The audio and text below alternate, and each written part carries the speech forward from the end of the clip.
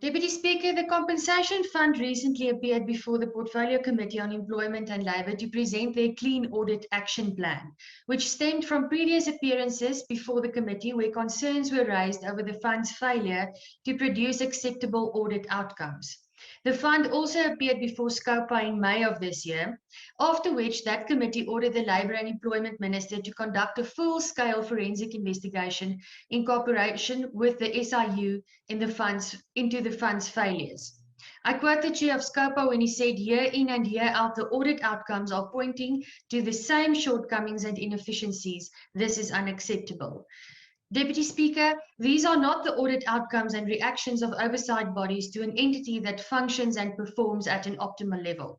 Nor does an entity function properly if it switches from one system to another 4 times over a period of 10 years.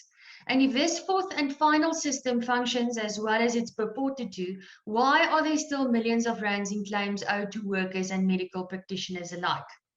The Compensation Fund, which manages reserves of around 60 billion rand and is financed by about 9 billion rand in employer contributions per year, has had 7 qualified audit reports from the Auditor General for various reasons. Someone must hold them accountable. A colleague in the committee remarked that legislation is amended to address a certain evil.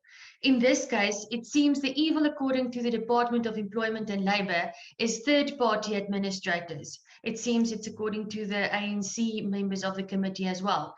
The proposed amendment to Section 73 of the Principal Act aims to get rid of them by preventing the cession of medical service providers' claims to these administrators. Why? Because third-party administrators continuously hold the fund accountable for their poor service delivery, even by means of litigation. This amendment is therefore irrational, unnecessary, and unjustified, unlike the amendment that will include domestic workers into the protection under the Act. Though the prohibition on cession, which would have had catastrophic consequences, has been avoided, one has to be concerned about this open-ended amendment of Section 43(4).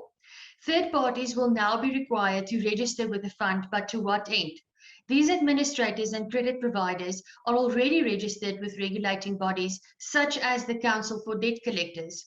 What will the criteria for registration be, and what does this so-called prescribed manner entail? Regulations such as these do not have to pass parliamentary processes, which in effect gives a fund with a notoriously bad management record free rein over these service providers without parliamentary oversight. Overregulation and government interference is once again at the order of the day, Honourable Deputy Speaker. In conclusion, let me preempt Honourable Ndabe's reaction to what I have just said. It is not my job to advocate for third-party administrators or medical service providers alone, and that is not what I'm doing.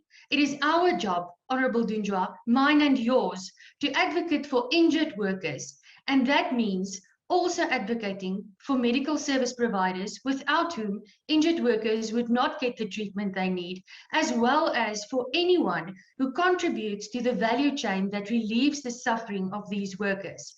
The only evil that needs to be addressed at the Compensation Fund is the evil of poor management and the lack of the political will to do so. The FF Plus cannot in good conscience support this amendment bill. Deputy Speaker, I thank you.